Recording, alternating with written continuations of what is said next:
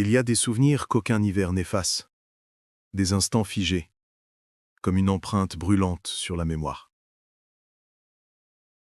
Je devais avoir 7 ans. Le monde me paraissait immense. Et lui, mon père,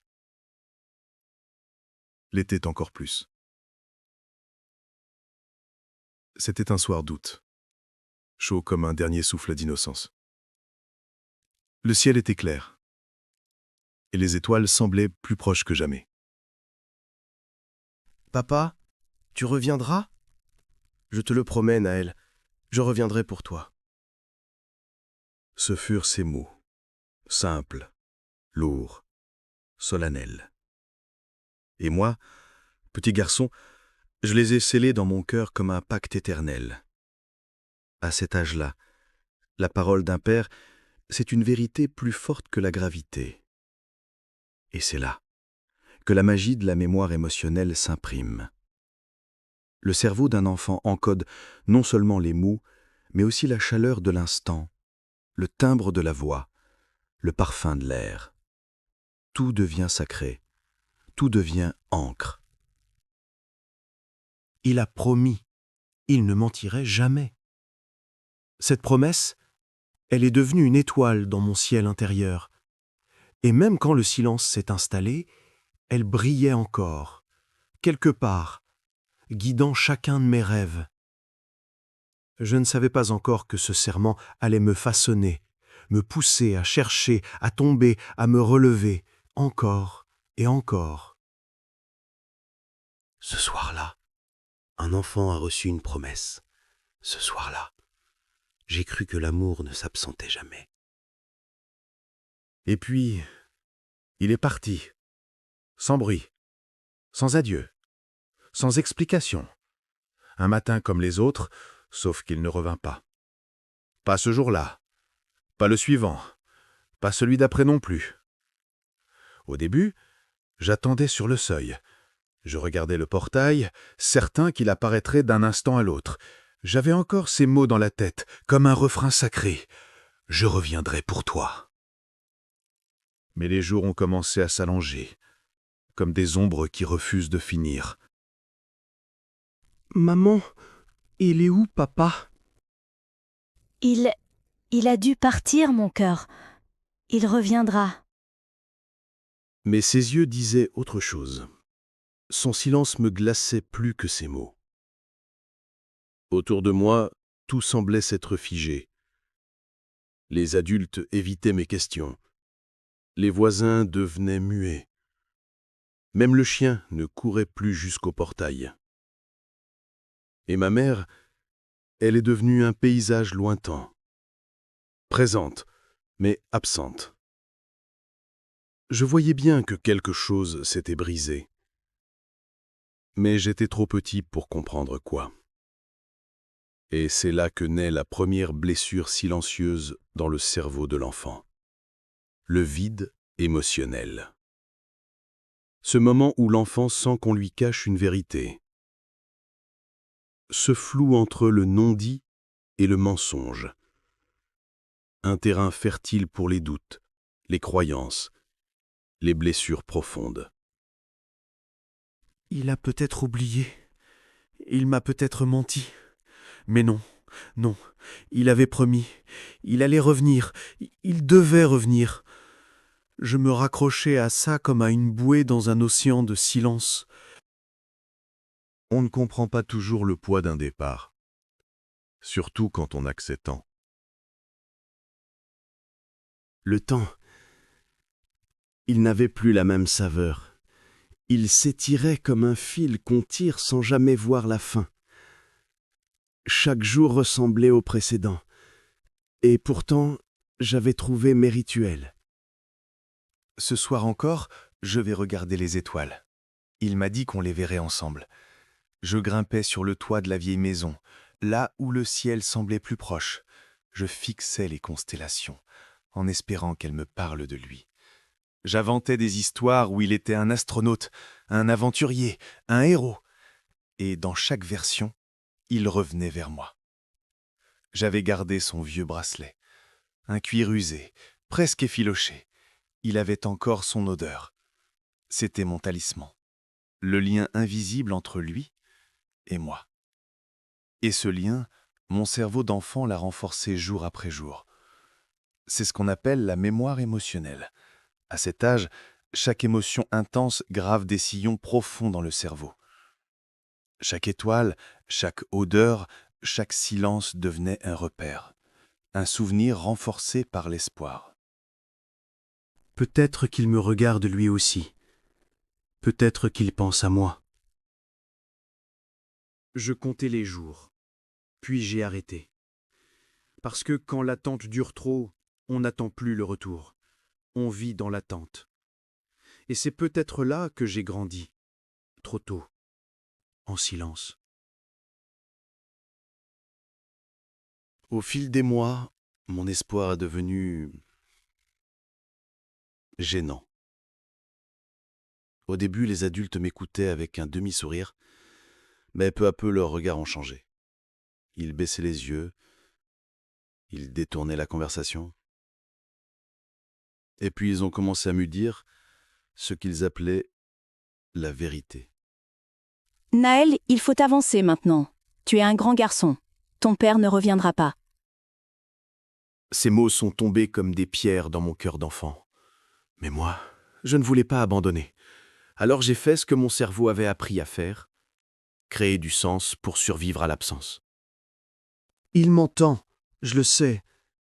Il a juste des choses importantes à faire. Mais il va revenir. Je parlais au vent, je déposais des lettres sous mon oreiller, chuchotais des secrets aux arbres. Je pensais qu'il y avait une ligne invisible entre nous comme un fil que seul le cœur pouvait capter. Et s'il m'avait oublié ? Non, il ne peut pas m'oublier. Les neurosciences appellent cela le biais de confirmation émotionnelle. Le cerveau choisit inconsciemment ce qui conforte notre espoir, même contre toute logique. Car l'espoir, c'est parfois tout ce qui nous reste pour ne pas sombrer. Alors quand les autres me disaient d'oublier, moi, j'écrivais encore. Je parlais encore. Je croyais encore. Parce que j'avais fait une promesse. Et que dans mon cœur d'enfant, une promesse, ça ne se trahit pas. Je ne sais plus si c'était un rêve ou un cadeau du réel. C'était un dimanche gris et silencieux comme tant d'autres. Je traînais dans le grenier, cet endroit plein d'odeurs de bois et de souvenirs en poussière. Et là, au fond d'une vieille boîte cachée sous des journaux jaunis, je suis tombé sur l'ancienne montre de mon père. Elle ne fonctionnait plus. Mais l'aiguille des minutes, elle, s'était figée sur l'heure exacte de notre dernière étreinte. 14h07, je reviendrai pour toi. Mes mains ont tremblé, mon souffle s'est suspendu. J'ai senti, en moi, une chose étrange, comme si le temps lui-même avait laissé un message. Les neurosciences appellent ça l'ancrage émotionnel. Certains objets, certaines images peuvent raviver une émotion précise, comme si le cerveau ouvrait une porte verrouillée depuis longtemps. Et ce jour-là, dans le silence du grenier, mon cœur s'est souvenu avec une clarté foudroyante. Je n'étais plus seul dans mon attente. Je t'ai entendu, papa. Tu n'as pas oublié. Ce signe, aussi discret soit-il, a rallumé une braise que le monde avait presque éteinte. Et dans cette lumière fragile, je compris que l'histoire n'était pas finie. Elle ne faisait que commencer. Il n'est pas parti d'un coup. Ce serait presque plus simple à comprendre, plus facile à digérer. Non, la distance, elle a poussé comme une ombre, lentement, sans faire de bruit. Au début, il appelait. Pas souvent, mais assez pour que j'y croie encore. Il promettait de venir, de m'emmener avec lui, de m'écrire. Je notais les dates dans ma tête, mais elles passaient comme des feuilles dans le vent.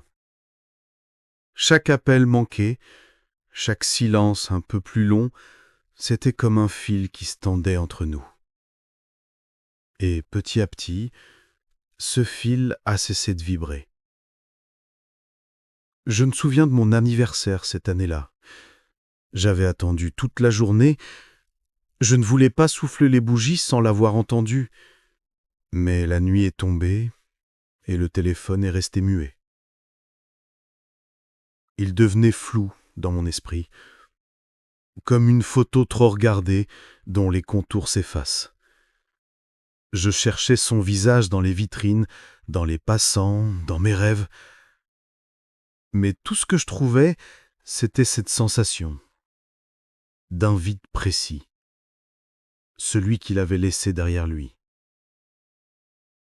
Et ce vide, c'est avec lui que j'ai appris à grandir. Ma mère, elle ne disait pas grand-chose, mais je voyais. Je voyais dans ses yeux que quelque chose en elle se débattait. Elle souriait pour moi. Toujours. Même quand elle était à bout. Même quand ses mains tremblaient en servant le repas, ou que son regard restait perdu, quelques secondes trop longues devant la fenêtre. Elle voulait être forte. Elle portait la maison sur ses épaules, comme si c'était normal. Comme si c'était son devoir d'aimer pour deux. Parfois, je l'entendais parler toute seule, tard le soir, des murmures étouffés, une colère retenue. Et quand je tendais l'oreille, je reconnaissais son combat intérieur. Entre l'envie de dire la vérité et la peur de me briser. Elle disait que papa m'aimait, qu'il était juste très occupé. Mais moi, je sentais dans sa voix ce petit tremblement, celui qu'on a quand on répète une phrase trop souvent pour finir par y croire un peu soi-même. Je n'ai jamais vu ma mère pleurer devant moi, mais j'ai entendu. Ses silences en disaient bien plus. Elle était fatiguée. Fatiguée de combler l'absence. Fatiguée de protéger mon cœur. Quand le sien se fissurait à chaque mensonge. Et moi, dans tout ça, je restais là, au milieu, à faire semblant de ne rien voir, pour ne pas lui ajouter un poids de plus. Je n'avais pas les mots pour décrire ce que je ressentais. Je savais juste que quelque chose n'allait pas. Quelque chose en moi était vide. Il y avait des jours où j'étais en colère. Contre lui, contre elle, contre moi. Je hurlais dans ma tête. Pourquoi ? Pourquoi il n'est pas là ? Pourquoi personne ne parle ? Puis, il y avait ces soirs où je m'asseyais sur le rebord du lit et je pleurais en silence. Pas pour qu'on m'entende, juste pour que ça sorte. Je faisais semblant que tout allait bien. Je souriais à l'école, je répondais aux questions, mais à l'intérieur, c'était comme si j'avais avalé une boule de tristesse qui ne fondait jamais. Et le pire, ce n'était pas l'absence, c'était l'incertitude. Est-ce qu'il pense à moi ? Est-ce qu'il m'a oublié ? Est-ce que c'est ma faute ? Petit à petit, ce n'était plus son absence qui me faisait mal, mais ce qu'elle réveillait en moi. Le doute, le manque, la peur d'être remplaçable. Je devenais l'enfant qui regarde sans parler, qui espère sans oser, qui grandit avec un cœur trop lourd pour son âge. Alors j'ai commencé à créer des ponts invisibles pour le rejoindre. Je dessinais des visages que j'imaginais être le sien. Des lieux que je rêvais de lui montrer s'il revenait un jour. Je gardais les petites choses. Un vieux t-shirt à lui, que je refusais de laver. Une montre cassée, qu'il m'avait laissée par erreur. Des objets devenus sacrés dans mon monde d'enfant. Parfois j'écrivais, des lettres que je n'envoyais jamais. Des mots d'un petit garçon qui voulait juste comprendre ou être entendu. « Papa, est-ce que tu m'aimes encore ?» Je regardais le vent passer et je lui parlais. Oui, au vent. Comme si mes mots pouvaient voyager jusqu'à lui, comme si le ciel avait une adresse. Mais malgré tout ça, le vide restait. Froid. Mais... Et plus je cherchais à le remplir, plus il me rappelait que quelque chose, ou quelqu'un, manquait. Ce n'était pas une simple absence, c'était un silence qui criait à l'intérieur. Et plus je cherchais à le remplir, plus il me rappelait que quelque chose, ou quelqu'un, manquait. Ce n'était pas une simple absence. C'était un silence qui criait. Et puis, il y a eu ce soir-là. Je ne sais pas pourquoi ce jour-là m'a frappé plus fort que les autres. Peut-être parce que je n'attendais plus rien, ou peut-être parce qu'au fond, j'espérais encore, sans me l'avouer. On était à table. Ma mère avait cuisiné son plat préféré, le préféré de mon père, comme si elle aussi voulait croire un instant qu'il allait pousser la porte, qu'il reviendrait. Mais il n'est pas venu. Et ce soir-là, quelque chose s'est brisé. Je me souviens avoir posé une question simple. Est-ce qu'il va revenir ? Un silence. Puis une réponse trop rapide. Mange, Naël. C'était tout. Juste ça. Mais dans ce mange, Naël, il y avait un abandon. Un renoncement que je n'étais pas prêt à entendre. Alors j'ai hurlé. Pas avec la voix, non. Avec le regard, avec mes poings serrés, avec mon cœur qui s'est refermé. Je suis sorti, sous la pluie, sans parapluie. Je voulais que le ciel me parle, à défaut de lui. Je voulais sentir quelque chose, même si c'était froid, même si c'était triste. Et ce soir-là, j'ai compris qu'il ne reviendrait peut-être jamais. Et que moi, j'étais déjà en train de partir. Loin. Loin de l'enfant que j'étais. Loin de l'espoir. Loin de lui. Ce fut le début d'un autre silence. Celui que j'allais apprendre à porter comme une seconde peau.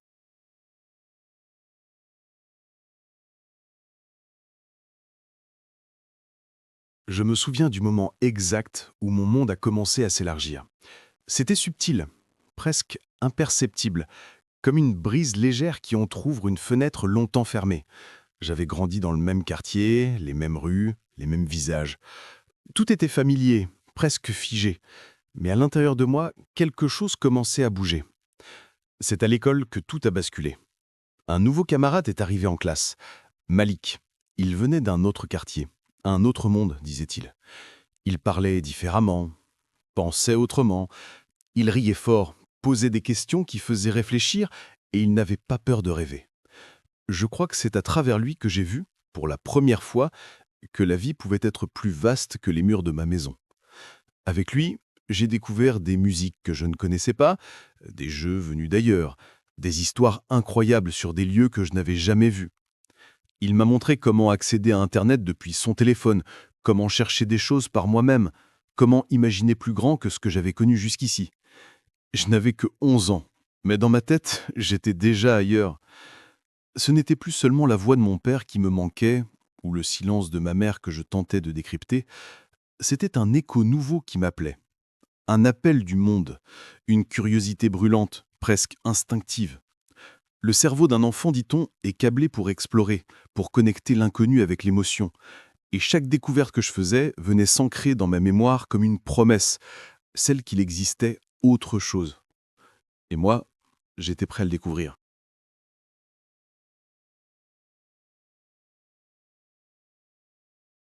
Il y a un moment dans la vie où les murs de l'enfance deviennent trop étroits. Je sentais grandir en moi un feu doux mais insistant, un besoin de sortir, de voir ailleurs, de respirer autrement. Ce n'était pas une fuite, pas encore. C'était plutôt un appel, comme si le monde entier me chuchotait à l'oreille que ma place n'était pas seulement ici, entre ces murs où l'absence de mon père flottait comme une ombre. Je rêvais, tout le temps. Le soir, je fixais le plafond, comme s'il pouvait s'ouvrir sur le ciel. J'imaginais des trains, des avions des pays lointains, mais plus encore, j'imaginais une version de moi-même, libre, libérée du silence, des secrets, des « tu comprendras plus tard ». Et Malik nourrissait ce feu. Il parlait de voyage comme d'histoire possible.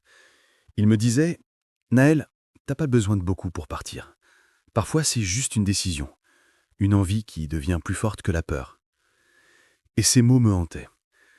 Je commençais à observer les rues différemment, à voir dans chaque carrefour une sortie, dans chaque regard une question, et si je partais? La neuroscience dirait peut-être que c'est le cortex préfrontal qui s'activait, cette partie du cerveau qui nous pousse à planifier, à imaginer des futurs alternatifs. Moi, je dirais juste que c'était mon âme qui étouffait et qui voulait respirer. Ce n'était plus une simple envie, c'était devenu une urgence intérieure. Et chaque jour, je sentais la cage se fissurer un peu plus.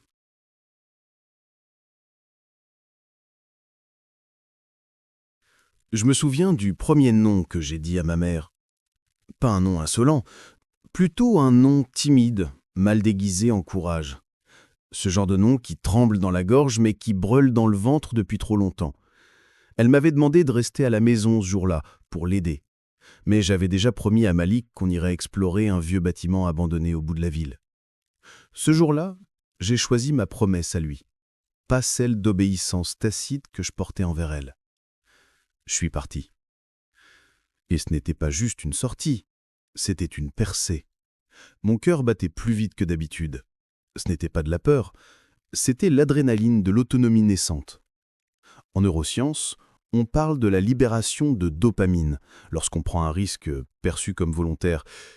Eh bien ce jour-là, j'ai senti pour la première fois cette douce ivresse d'être à la barre de ma propre vie. Chaque pas loin de chez moi était un pas vers un monde que je pouvais choisir, moi. Et dans ces premiers pas vers l'indépendance, j'ai aussi rencontré les premières résistances. Ma mère, blessée, silencieuse. Le soir, ses gestes étaient plus lourds, ses mots plus courts. J'ai compris que ma liberté pouvait être perçue comme une trahison, que s'affirmer, parfois, c'est créer des fractures. Pas parce qu'on veut blesser, mais parce qu'on veut exister. Et puis, il y avait ces moments où je me regardais dans le miroir. Ce regard, un mélange de fierté naissante et de culpabilité diffuse. C'est là que ma voix intérieure commença à parler plus fort. « Naël, est-ce que tu avances ou est-ce que tu fuis ?» Cette question m'a suivi longtemps. Mais une chose était certaine, je ne pouvais plus revenir en arrière.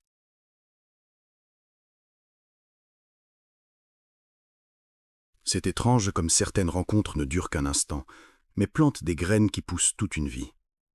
J'avais 14 ans quand je suis tombé sur lui.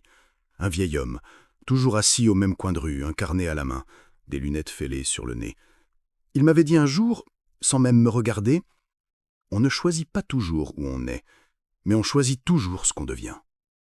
Je ne l'ai jamais oublié. Il n'était ni professeur, ni pasteur, ni parent, juste une voix étrangère qui m'avait parlé comme si j'étais déjà un homme.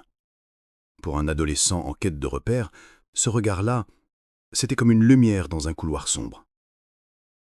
Puis il y a eu Malik, toujours le sourire large, les idées folles, les rêves trop grands pour nos poches. Il me parlait de liberté, de musique, de business. Il me parlait d'un monde où on n'était plus obligé d'attendre que quelqu'un vienne nous sauver. Et il y avait Internet. Les vidéos motivantes, les discours sur l'entrepreneuriat, les histoires de ceux qui avaient tout quitté pour construire leur propre destin. J'étais fasciné. Hypnotisé même. Les neurones miroirs dans mon cerveau, ces mêmes cellules qui nous font ressentir ce que les autres vivent, étaient en feu. Chaque témoignage allumait une nouvelle possibilité dans ma tête. Petit à petit, les murs de mon univers familial s'effritaient, remplacés par les horizons ouverts d'un monde que je n'avais jamais exploré, mais que je sentais m'appeler.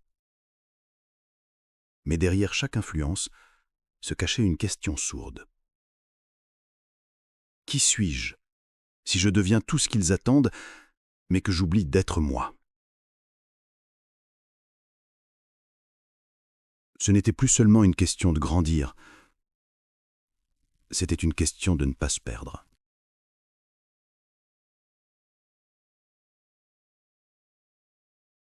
Je marchais souvent seul, les écouteurs dans les oreilles. Mais ce n'était pas la musique que j'écoutais, c'était ma propre voix, quelque part au fond, une voix que je n'arrivais plus à faire taire. D'un côté, il y avait ce monde qui m'appelait, le monde de Malik, des réseaux, des ambitions nouvelles.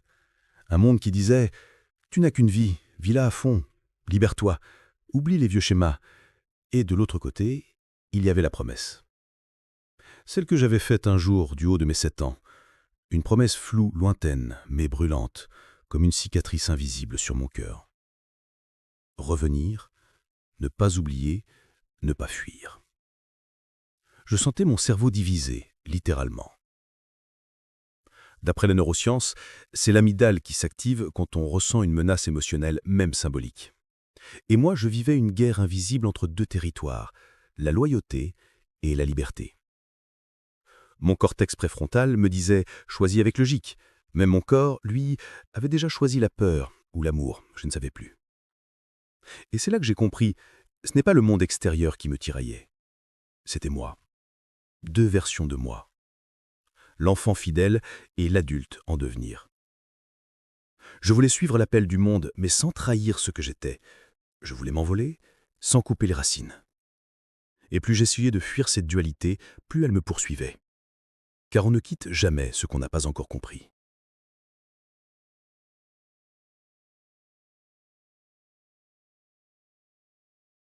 Je croyais avoir laissé le passé derrière moi.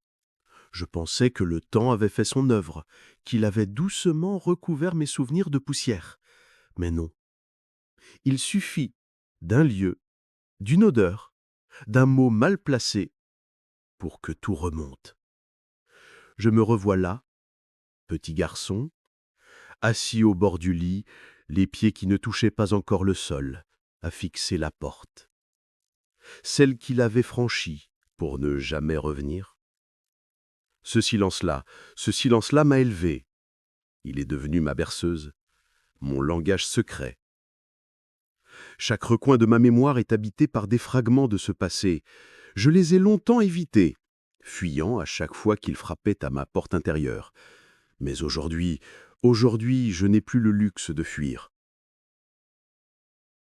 Il est temps de regarder dans les yeux ce que j'ai si longtemps tenté d'oublier. Les neurosciences disent que le cerveau ne fait pas vraiment la différence entre le souvenir d'un traumatisme et sa reviviscence réelle. Chaque souvenir que je ressens, mon corps le revit. Ma respiration change, mon cœur bat plus vite, mon ventre se serre. Ce ne sont pas que des images dans ma tête, ce sont des empreintes sur mon âme.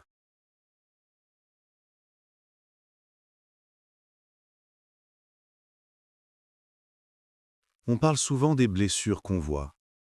celles qui saignent, qui marquent la peau, qui attirent l'attention. Mais les plus douloureuses sont souvent celles qu'on ne voit pas. Je portais en moi des cicatrices invisibles, des silences trop lourds, des regards évités, des questions sans réponse. Chaque fois que je voulais pleurer, on me disait d'être fort. Chaque fois que je voulais comprendre, on changeait de sujet. Alors j'ai appris à faire semblant, à sourire, à dire que tout allait bien. Mais à l'intérieur, c'était le chaos. Et ce chaos, il m'a suivi partout. À l'école, je devenais invisible. À la maison, je marchais sur des œufs. Je me suis construit sur des fondations fissurées. Et pendant longtemps, j'ai cru que c'était normal. Je n'ai qu'en grandissant que j'ai compris, on ne peut pas guérir ce qu'on refuse de regarder. C'est arrivé un jeudi, sans prévenir. Je rentrais du lycée quand j'ai croisé cet homme, assis à la terrasse d'un bar poussiéreux, à 2 rues de chez nous. Il m'a regardé longuement, comme s'il me reconnaissait. Son visage m'a immédiatement semblé familier. Pas vraiment parce que je le connaissais, mais plutôt parce que j'y retrouvais quelque chose. Une expression, une posture, la mienne. Il s'est levé lentement, puis a dit « Tu ressembles à ton père ». J'ai figé. Personne n'osait me parler de lui. Même maman l'évitait. Et voilà qu'un inconnu lançait cette phrase comme une grenade dans ma poitrine. Il s'appelait Abel, mon oncle paternel. Il m'a parlé de lui, de mon père, de Malik aussi. Et j'ai compris ce que je croyais savoir, ce que j'avais reconstruit dans ma tête pendant des années, était incomplet, déformé. Il y avait eu des secrets, des choix, des silences lourds de conséquences. Cette rencontre n'a pas été douce. Elle a été brutale, mais nécessaire. En neurosciences, on dit que les souvenirs non intégrés deviennent des fantômes émotionnels. Ils hantent nos décisions, nos réactions, nos relations, sans qu'on sache toujours pourquoi. Ce jour-là, j'ai mis un visage sur un fantôme. Et même si ça faisait mal, une partie de moi s'est enfin réveillée.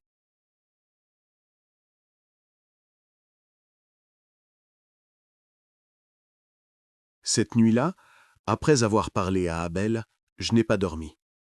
Pas vraiment. J'ai juste tourné en rond dans ma tête. Des morceaux de moi se réarrangeaient, comme un puzzle dont on aurait enfin trouvé une pièce centrale.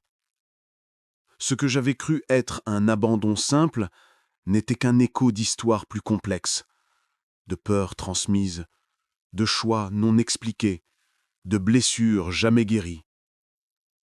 J'ai compris que parfois, on ne fuit pas les gens, on fuit ce qu'on croit être en train de devenir. Et peut-être que mon père avait fui ce qu'il avait peur de me transmettre. J'ai aussi réalisé autre chose. Tant que tu ne fais pas la paix avec ton passé, il choisit pour toi tes réactions, tes silences, tes élans, tes blocages, tout. La neuroscience l'appelle l'empreinte émotionnelle, un mécanisme inconscient programmé par les événements marquants de l'enfance. Si tu ne le reconnais pas, il t'utilise. Si tu l'embrasses, il te libère. Ce soir-là, je n'ai pas pardonné mon père, mais j'ai cessé de me faire mal à sa place. À partir de cette nuit-là, quelque chose en moi s'est redressé. Pas dans un grand fracas héroïque, non. C'était subtil, comme un souffle différent dans la poitrine, un calme nouveau dans le tumulte. J'ai compris que je ne pouvais pas changer ce qui avait été. Mais je pouvais choisir ce que j'en ferais. Le passé ne serait plus un poids que je traîne, mais un levier. Une racine, et même les racines tordues, peuvent nourrir un arbre droit. J'ai commencé à écrire. Non plus des lettres d'attente, mais des pages d'avenir. Des visions, des intentions, des choix.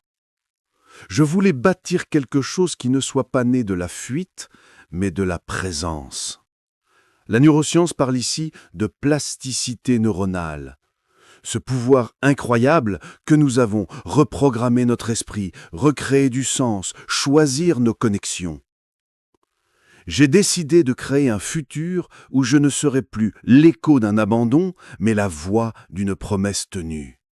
Celle que j'allais faire à moi-même.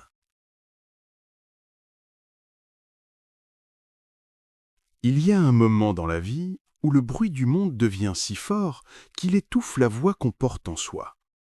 Pour moi, ce moment est arrivé sans prévenir. J'étais entouré, sollicité, encouragé parfois, jugé souvent. Et pourtant, je me sentais vide. Alors j'ai fait quelque chose que je n'avais jamais vraiment osé. J'ai cherché le silence. Je me suis retiré, pas physiquement, loin, non, mais intérieurement. J'ai commencé à m'éloigner du tumulte, des réseaux, des attentes. J'ai coupé la musique, les appels, même les conversations inutiles. Je me suis assis, j'ai fermé les yeux et j'ai écouté, pas le monde, moi. Ce que j'ai entendu au début, c'était le chaos. Des pensées floues, des regrets, des souvenirs qui tambourinaient à ma mémoire. Puis, lentement, comme après une pluie qui cesse, un calme étrange a pris place. J'ai senti que quelque chose en moi attendait depuis longtemps ce moment. Une voix. Ma voix. Celle que j'avais enfouie sous les années, sous les masques. Les neurosciences expliquent que dans le silence, le cerveau active ce qu'on appelle le mode par défaut, un état où il commence à traiter nos expériences profondes, à reconstruire du sens. Et dans ce vide apparent, j'ai senti mes connexions neuronales danser, mes souvenirs s'aligner, mes émotions se réorganiser. Ce silence n'était pas vide, il était plein. Plein de vérités oubliées, plein de moi. Et c'est là, dans cette pause, que j'ai commencé à comprendre que ma plus grande quête n'était pas vers l'extérieur, mais vers l'intérieur.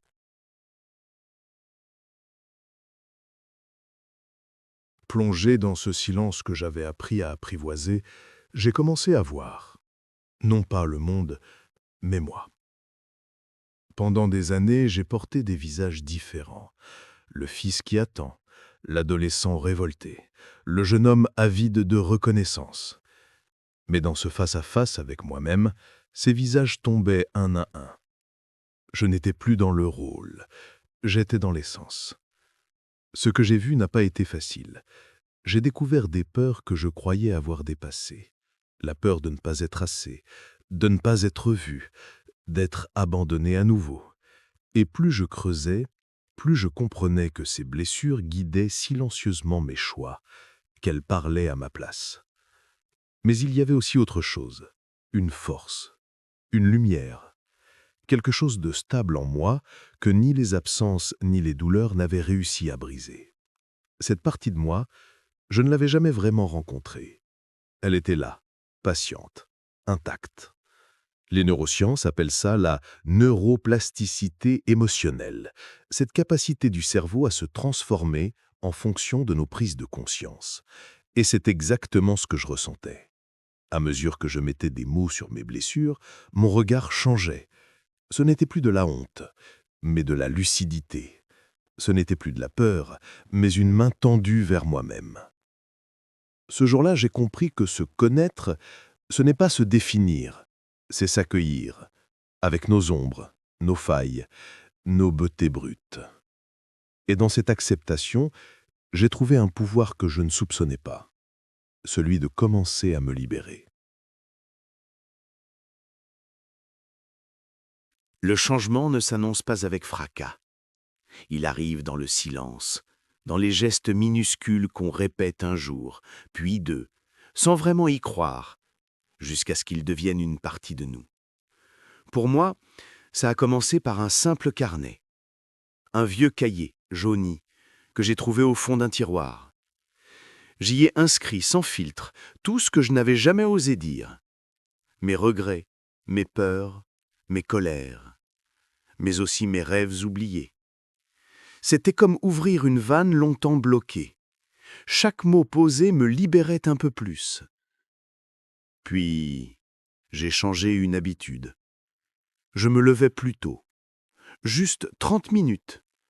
Assez pour m'asseoir, respirer et écouter ce que mon corps, mon esprit, avait à dire avant que le monde ne fasse trop de bruit. Ces instants sont devenus mes rendez-vous sacrés avec moi-même.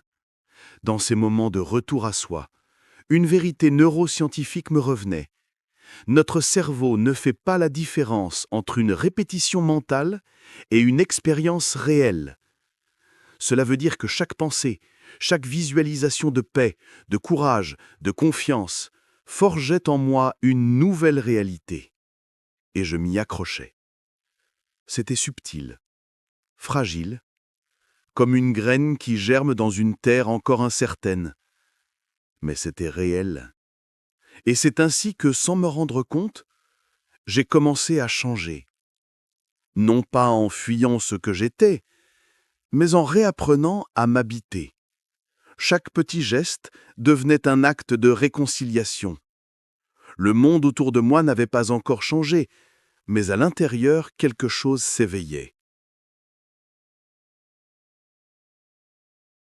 Je croyais que comprendre mes blessures suffisait, que mettre des mots sur mes douleurs les guérirait, mais la vérité c'est que l'éveil ne protège pas de la chute. Il la rend juste plus supportable, plus signifiante. Les jours qui ont suivi mes premiers pas vers le changement ont été les plus difficiles. C'est comme si tout ce que j'avais enfermé depuis des années remontait d'un coup. Doute, colère refoulée, sensation d'échec. Je me sentais vulnérable, nu, exposé. Mais j'ai compris que c'est précisément là que réside la puissance de la résilience. Pas dans la capacité à éviter la douleur, mais dans celle de se relever encore et encore, malgré elle. Le cerveau humain a cette fabuleuse capacité de neuroplasticité. Il peut se réorganiser, se reconstruire, même après les pires tempêtes émotionnelles. Mais ce processus demande une chose, la répétition consciente d'actes porteurs de sens. Chaque matin où je décidais malgré tout d'écrire. Chaque moment où je choisissais de respirer au lieu de fuir. Chaque fois que je tendais la main, même maladroitement. Tout cela tissait en moi une force nouvelle. Les obstacles n'ont pas disparu, mais je les traversais autrement. J'avais arrêté de me battre contre ce que je ressentais. J'apprenais à marcher avec mes peurs, pas contre elles. Et ça, c'était nouveau. La résilience, je l'ai compris, ce n'est pas le rugissement du lion. C'est la petite voix intérieure qui dit calmement « J'avance. Encore. »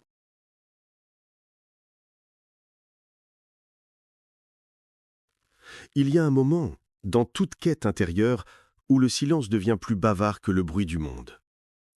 Un moment où, sans s'en rendre compte, on cesse de chercher à l'extérieur ce qu'on n'a jamais cessé de porter en soi. Ce moment-là, je l'ai vécu un matin d'une étrange clarté. Je ne saurais dire pourquoi ce jour-là était différent. Il n'y avait pas de signe particulier, pas de miracle. Et pourtant, quelque chose avait basculé en moi. J'ai compris que tout ce que j'avais fui, le vide, l'abandon, la colère, le manque, n'étaient pas mes ennemis. Ils étaient mes maîtres, les messagers de ce que je devais affronter pour grandir. Je me suis vu clairement, non pas comme un enfant blessé, mais comme un homme en devenir, façonné par ses douleurs, mais non défini par elles. C'est là que la neuroscience m'a offert un éclairage précieux. Le cerveau ne fait pas la différence entre une menace réelle et une menace imaginée. Tant que je restais prisonnier de mes pensées négatives, je revivais l'abandon encore et encore. Mais en prenant conscience de ça, j'ai pu commencer à reprogrammer mes schémas mentaux, à me libérer. Je n'étais plus spectateur de ma vie. Je redevenais l'auteur. Et plus je comprenais que mon histoire avait un sens, plus je sentais monter en moi une responsabilité plus grande, celle de transformer ma souffrance en sagesse, mes silences en paroles et mes peurs en passages. Ce jour-là, je ne suis pas devenu un autre homme, je suis simplement devenu moi pour la première fois.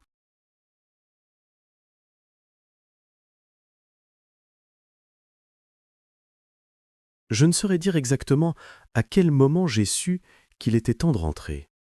Ce n'était pas une voix ni un signe, juste un silence plus clair que les autres. Comme si quelque chose en moi, après avoir tant cherché, avait enfin cessé de fuir. Le retour n'a pas commencé par un billet, un sac ou une destination. Il a commencé dans mon cœur, par une intention, celle de faire la paix, avec mon passé, avec mes fantômes et avec moi-même.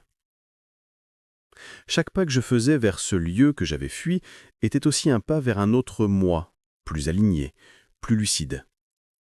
On dit que le cerveau humain est capable de recréer un sentiment de sécurité à partir de souvenirs. Mais parfois, ce n'est pas la mémoire qui construit la paix. C'est le choix de regarder en face ce qui nous a fait mal et de le traverser avec une nouvelle lumière.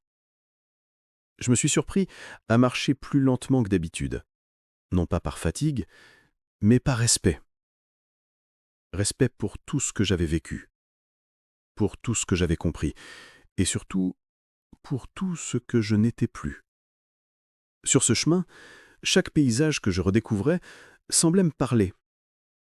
Le vent me rappelait mes promesses, les arbres, mes silences, et le ciel, mes espoirs. Ce retour n'était pas une boucle, c'était une spirale. J'y revenais, oui, mais plus haut, plus large, avec des yeux neufs. Et au fond, peut-être que c'est ça, grandir. Revenir aux mêmes endroits, mais en ayant changé de regard. Sur le chemin du retour, je pensais que j'étais seul.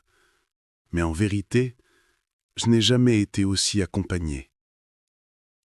Je me souviens de cette vieille femme, sur le bord d'un sentier, qui vendait des mangues et des silences.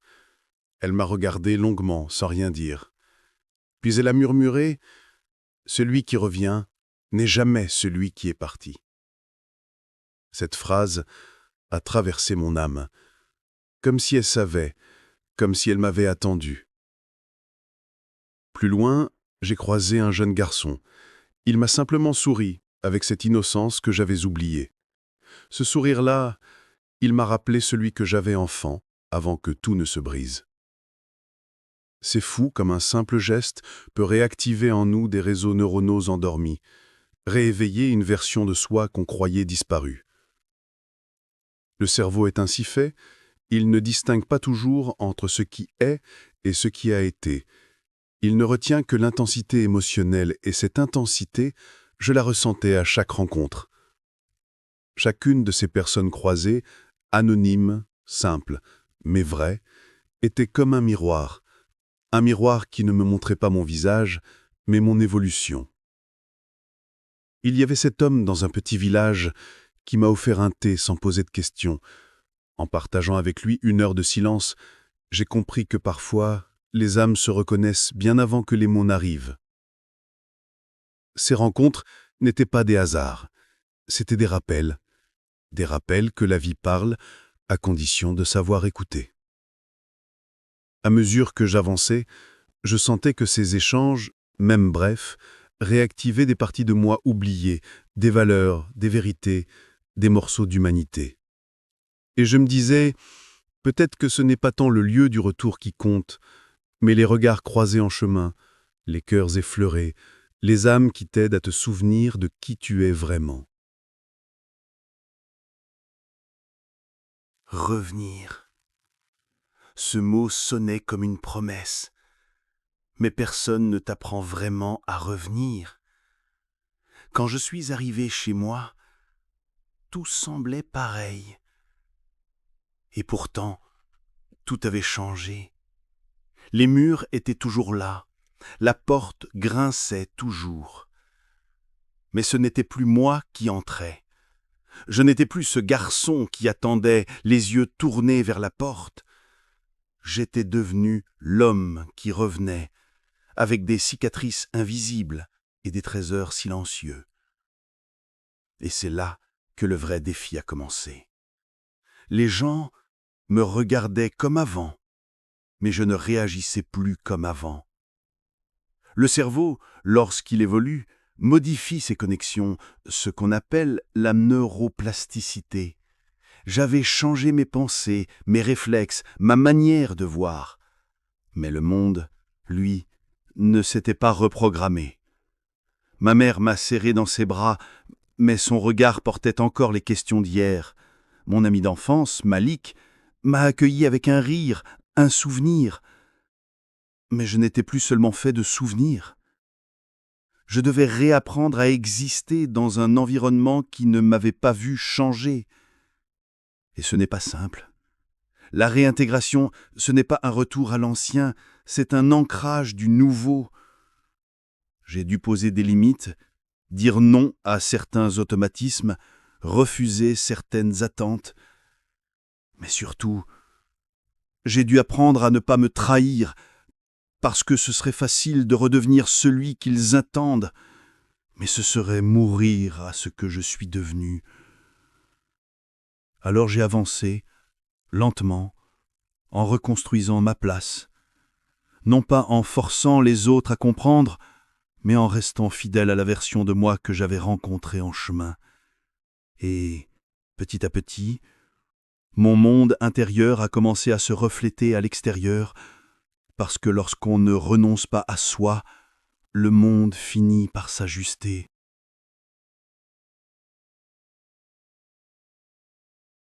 Je croyais que le plus dur, c'était le départ, mais en vérité, c'est le retour qui remue le plus. Quand on revient différent, le monde ne vous attend pas à bras ouverts. Il vous teste, il vous confronte. Il veut vérifier si votre changement est réel ou juste un rêve de passage. J'ai très vite senti que ma présence dérangeait certaines habitudes. Ma mère voulait retrouver son fils d'avant, celui qui ne posait pas trop de questions. Malik, lui, ne comprenait pas pourquoi je passais moins de temps à rire, à traîner, à vouloir oublier un peu. Mais moi, j'étais dans un autre tempo, plus intérieur, plus ancré. Et c'est là que la neuroscience est venue éclairer ce que je vivais. Le cerveau humain résiste au changement, surtout quand il vient perturber les schémas établis, même ceux des autres. Mon retour éveillait chez eux des peurs inconscientes. Peur que je sois devenu trop sérieux, trop distant, trop ailleurs. Et en même temps, moi aussi je luttais. Lutter pour rester fidèle à cette voix intérieure, celle qui m'avait guidé jusque-là. Lutter pour ne pas retomber dans les anciens rôles. Lutter pour ne pas m'excuser d'avoir grandi. Chaque jour était un test, un défi silencieux, invisible. Une tension entre adaptation et authenticité. Et parfois, oui, j'ai douté. Je me suis demandé, est-ce que ça vaut le coup de rester aligné si cela signifie être incompris? Mais une petite voix, au fond de moi, me rappelait ce que j'avais traversé. Les nuits d'insomnie, les pleurs contenus, les pas hésitants vers ma vérité. Alors j'ai tenu. Pas par orgueil, mais parce qu'abandonner ce que j'étais devenu serait été me renier. Et je crois que c'est ça le vrai défi du retour. Se tenir debout, même quand personne ne voit ce que vous avez conquis à l'intérieur. Il y a un moment où le tumulte se tait. Pas parce que le monde a changé, mais parce que moi, j'ai arrêté de lutter contre lui. Je ne saurais pas dire exactement quand c'est arrivé. Ce n'était pas un feu d'artifice, plutôt une brise, une sensation de calme qui s'est installée doucement, sans bruit. Je me suis levé un matin et j'ai su que je n'avais plus besoin de prouver, ni à ma mère, ni à Malik, ni au passé, ni même à moi-même. Cette paix-là, je ne l'ai pas trouvée dans un lieu. Je l'ai trouvée dans un choix, celui d'accepter pleinement ce que je suis devenu. J'ai compris une chose essentielle que la neuroscience confirme. Le cerveau crée du bien-être durable, non pas à travers la récompense extérieure, mais par la cohérence intérieure. Quand nos pensées, nos actes et nos émotions sont alignés, Le système nerveux se détend, le cœur s'ouvre, et la vie reprend une forme plus douce. Alors j'ai commencé à savourer les choses simples, le sourire de ma mère, même s'il était parfois fatigué, la lumière du matin sur le mur de ma chambre, le silence, oui, ce silence qui m'avait autrefois effrayé. J'ai repris contact avec Malik, différemment. On ne riait plus des mêmes choses, mais on riait quand même. Et c'était suffisant. La paix ne voulait pas dire l'absence de douleur, mais elle voulait dire que la douleur ne dictait plus ma vie. J'étais revenu. Et cette fois, ce n'était pas pour fuir ou plaire, c'était pour habiter pleinement ma place sans me trahir. Et dans ce calme retrouvé, une évidence s'est imposée. La vraie transformation ne se voit pas, elle se ressent. Et ceux qui savent écouter la reconnaissent. Je crois qu'on ne devient pas vraiment quelqu'un. On se retrouve. Comme si, derrière tous les rôles qu'on a joués, les peurs qu'on a portées, les attentes qu'on a endurées, il y avait toujours eu cette lumière là, au fond, mais on ne la voyait pas, parce qu'on cherchait ailleurs. Aujourd'hui, je ne cherche plus. Je sais. Je sais pourquoi j'ai traversé tout ça. Je sais que chaque silence, chaque éloignement, chaque larme retenue faisait partie du chemin. Et que ce chemin, en réalité, n'était pas là pour me briser. Il était là pour me révéler. La neuroscience le montre. Le cerveau humain, lorsqu'il comprend le sens de sa douleur, se réorganise. Il devient plus résilient, plus stable, plus capable d'aimer. Et moi, j'ai appris à m'aimer non pas malgré mes blessures, mais à travers elles. Je me regarde, aujourd'hui, avec douceur. J'ai cessé de me juger pour le garçon que j'étais. J'ai tendu la main à cet enfant que j'avais laissé derrière, et je l'ai ramené à moi. C'est ça, pour moi, la pleine réalisation. Réconcilier toutes les versions de soi. Le rêveur, le révolté, le perdu, le bâtisseur. Et ne plus choisir entre eux, juste être entier. Je n'ai pas changé le monde, mais j'ai changé mon monde. Et c'est peut-être là que tout commence.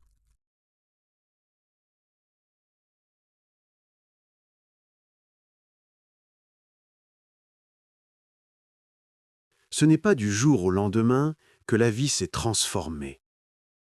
Mais un matin, je me suis réveillé et j'ai senti que quelque chose avait changé. Pas dehors, dedans. J'ai commencé à dire non, pas par rébellion, mais par clarté. J'ai commencé à choisir des relations qui me nourrissaient, à m'éloigner de celles qui me vidaient. J'ai vu les projets se matérialiser. Pas parce que j'étais devenu meilleur, mais parce que j'étais devenu plus vrai. Quand on commence à vivre en alignement avec ce qu'on est vraiment, le cerveau entre en cohérence. Les émotions, les pensées et les actions s'alignent. On devient plus créatif, plus confiant. On attire ce qui résonne avec notre fréquence. C'est ce que j'ai vécu. Des opportunités sont venues à moi sans que je les force. Des gens m'ont écouté avec un respect que je ne demandais plus, mais que je méritais. Et surtout, j'ai vu les petits miracles du quotidien. Le regard d'un enfant croisé dans la rue, le silence d'un soir qui ne faisait plus peur, la paix dans le cœur de ma mère quand elle me voyait rentrer. Les fruits de ce voyage, ce ne sont pas des trophées, ce sont des preuves de présence. Des instants où j'ai su « je suis là où je devais être ». Et si c'était à refaire, je ne changerais rien. Parce qu'en vérité, c'est ce chemin-là qui m'a changé.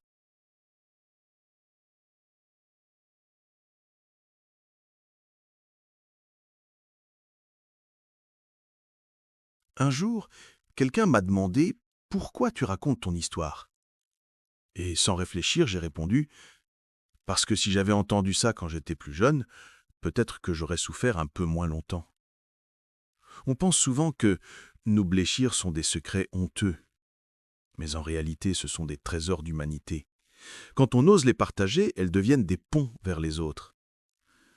Et ce que j'avais reçu de la vie, je savais que je ne pouvais pas le garder pour moi. Alors, j'ai commencé à parler. Pas comme un maître, mais comme un frère de route. J'ai raconté mes peurs, mes doutes, mes éveils. Et les gens ont commencé à écouter. Ce que la neuroscience nous apprend, c'est que notre cerveau se connecte émotionnellement aux histoires. Une histoire bien racontée peut activer les mêmes zones du cerveau chez l'auditeur que chez celui qui l'a vécue. Et c'est là que la magie opère. On ne transmet pas juste des mots, on transmet de la résonance. C'est ainsi que j'ai vu d'autres visages s'illuminer, d'autres voix s'élever, d'autres chemins s'ouvrir. Je n'étais plus seul. Mon histoire était devenue une source où chacun pouvait puiser un peu de courage, un peu de lumière. Et ce jour-là, j'ai compris. Le voyage n'est jamais vraiment terminé tant qu'on continue de transmettre ce qu'on a appris.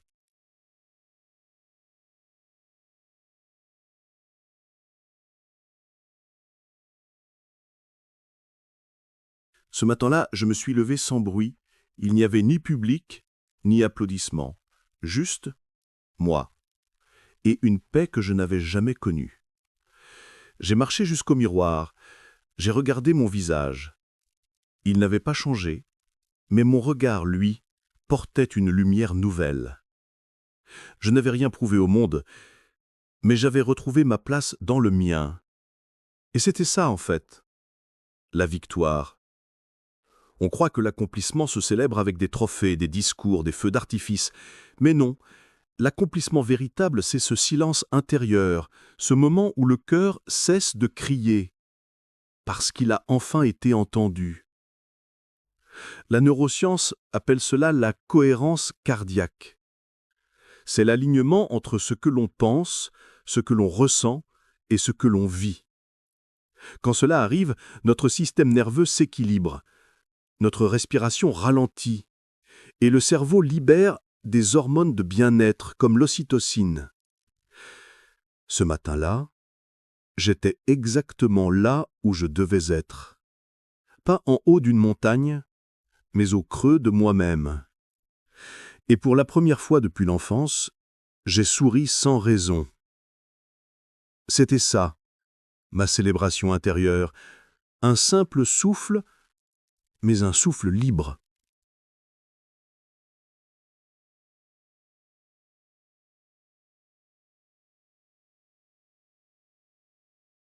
Je croyais que l'accomplissement serait une fin.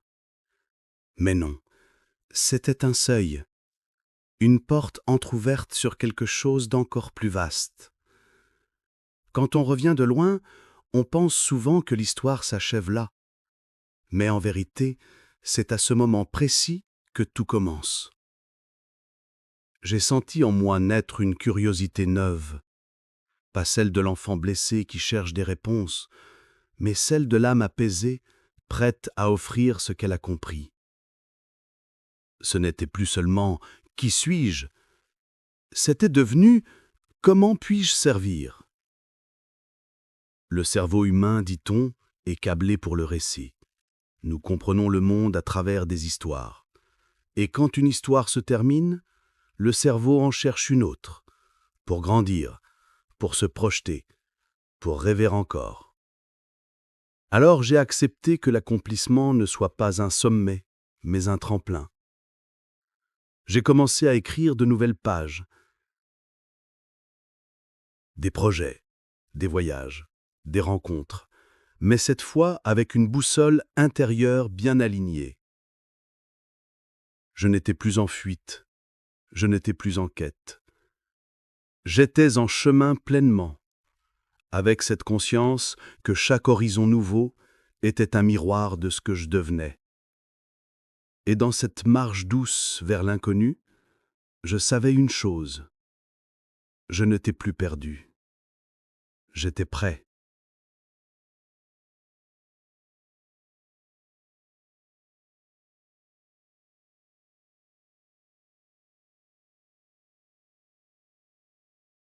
le silence. Pendant longtemps, je l'ai fui. Je le prenais pour du vide, de l'oubli, du manque. Mais aujourd'hui, je sais. Le silence, c'est une présence, dense, chargée, pleine. C'est dans les interstices de mes journées, entre deux battements de cœur, que j'ai commencé à l'entendre. Non pas l'absence de son, mais ce silence vivant, celui qui enveloppe, qui parle, sans faire de bruit. La neuroscience dit que le cerveau, lorsqu'il est plongé dans le calme, devient plus créatif, plus intuitif. Il se reconnecte à des zones profondes de lui-même. Il guérit. Et moi, c'est dans ce silence-là que j'ai rencontré ma vérité nue, sans défense, sans masque. Juste moi. Plus besoin de courir après des réponses, plus besoin de tout comprendre.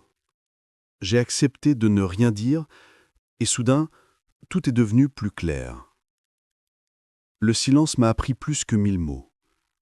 Il m'a enseigné la paix, la patience, la présence. Il ne juge pas, il ne presse pas, il révèle. Alors aujourd'hui, quand le monde s'agite, quand tout crie et court, je me retire. Je m'assois. Et je l'écoute. Parce que dans le silence, je me retrouve. Et c'est là que commence la vraie sagesse.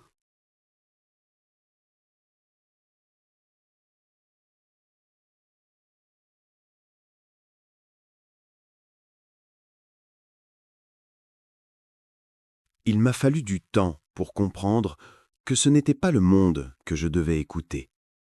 C'était moi.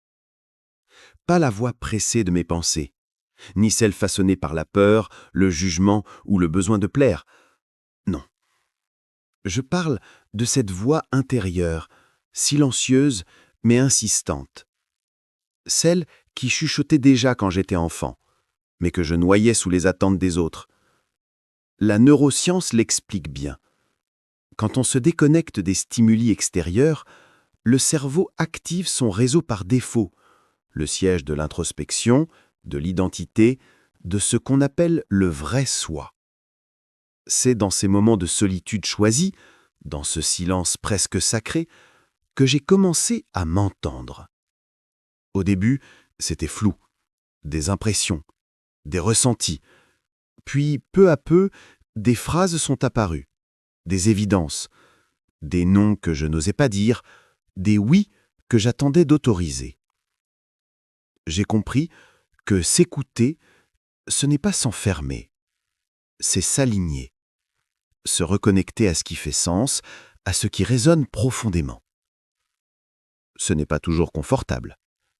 Parfois, ce que j'entendais en moi me dérangeait, mais c'était toujours juste.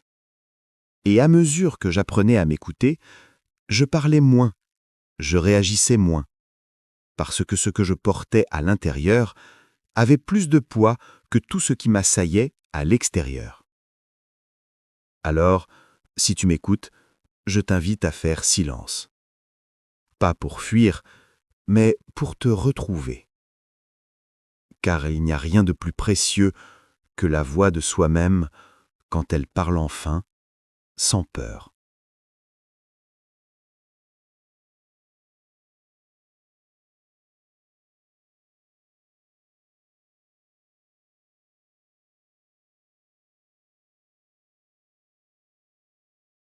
Il y a des choses que la vie m'a apprises sans un mot, sans un cours, sans un livre, sans un discours.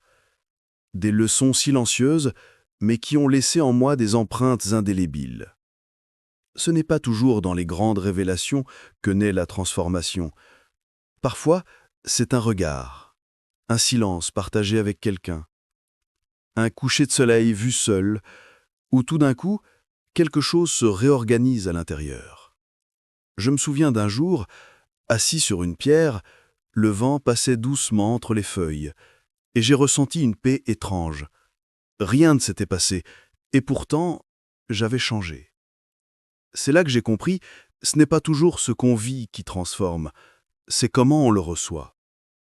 La neuroscience parle de plasticité cérébrale.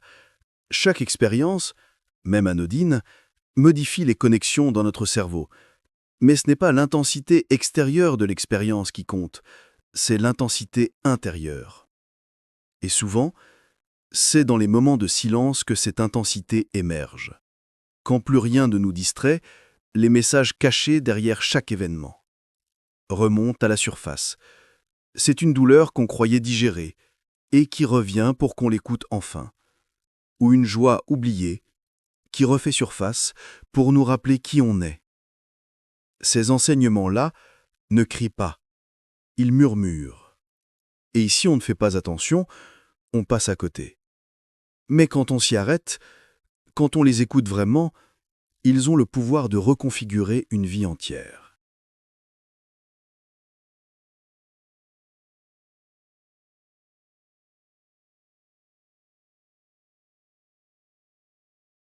Il y a un moment où tu ne luttes plus.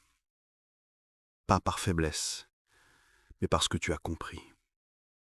Compris que la vie, elle est comme une rivière. Tu peux bien construire des digues, crier contre le courant, te débattre pour garder le contrôle. Mais un jour, tu te rends compte que ce que tu appelles contrôle était souvent une résistance à ce qui est. L'acceptation, ce n'est pas l'abandon. Ce n'est pas dire oui à tout, aveuglement. C'est dire je vois, je ressens et j'accueille. C'est prendre dans ses bras la douleur sans chercher à l'anesthésier. C'est regarder en face les pertes, les déceptions, les absences. Et ne plus demander « pourquoi moi ?» mais « qu'est-ce que cela m'enseigne ?» En neurosciences, on parle de désactivation du réseau de lutte. Le cerveau passe de l'hypervigilance au mode repos-intégration. Et là, il peut guérir. C'est dans ces instants où j'ai cessé de me battre contre mon histoire que j'ai senti un apaisement profond. J'ai accepté que je ne changerais pas le passé, mais que je peux l'honorer. J'ai accepté que certaines personnes ne reviendront jamais, mais qu'elles m'ont laissé ce qu'il fallait pour avancer. J'ai accepté que je n'avais plus besoin de tout comprendre pour être en paix. Et dans cette paix, j'ai commencé à respirer pleinement. Pas avec mes poumons, mais avec mon âme.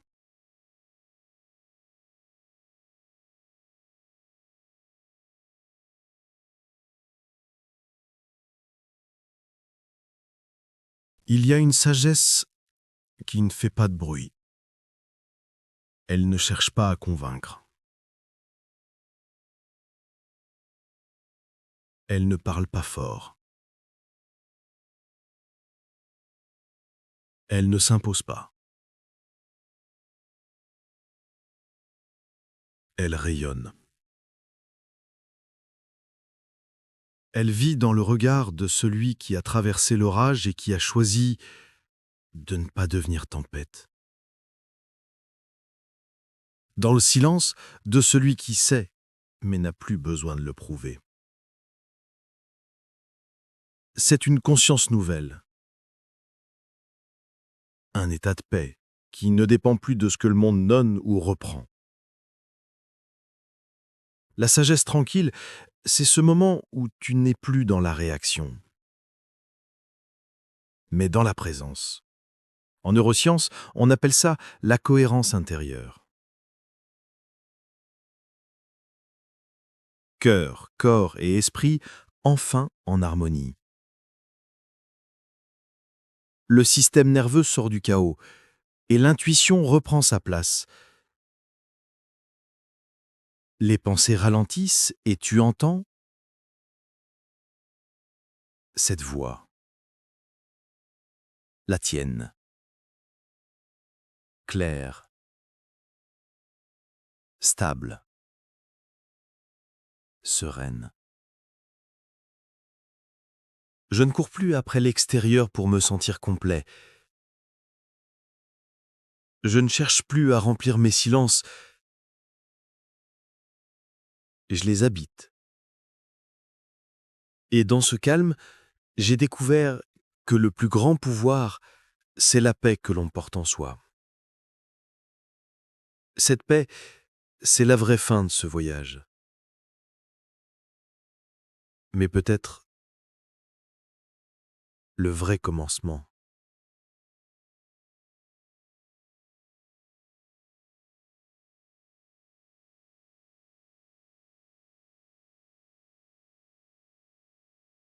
Tu viens de parcourir un chemin qui n'était pas seulement celui de Naël, c'était le tien. À chaque étape, ton cerveau n'a pas simplement écouté, il a ressenti, projeté, reconstruit. Car l'esprit humain ne fait pas la différence entre une histoire racontée et une expérience vécue. Et cette histoire, tu l'as vécue. Les émotions, les silences, les ombres, tout cela a activé en toi des souvenirs enfouis, des vérités cachées, des forces oubliées. Ce n'est pas un simple récit, c'est une empreinte neuronale, un nouveau câblage intérieur. Tu as peut-être versé une larme, tu as peut-être souri, mais ce que tu ne vois pas, c'est ce qui a changé en toi, car quand une histoire est bien racontée, elle ne s'arrête pas à la fin.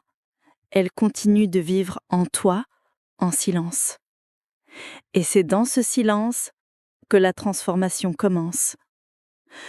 Tu n'as pas écouté ce livre par hasard. Une partie de toi le savait. Il était temps de faire la paix avec ton passé, temps de reprendre ta place, temps de faire éclore cette promesse oubliée que tu portes depuis trop longtemps. Maintenant, respire, ferme les yeux et écoute, non plus avec tes oreilles, mais avec ton cœur. Car à partir d'ici, le prochain chapitre t'appartient. Et cette fois, c'est toi qui tiens la plume.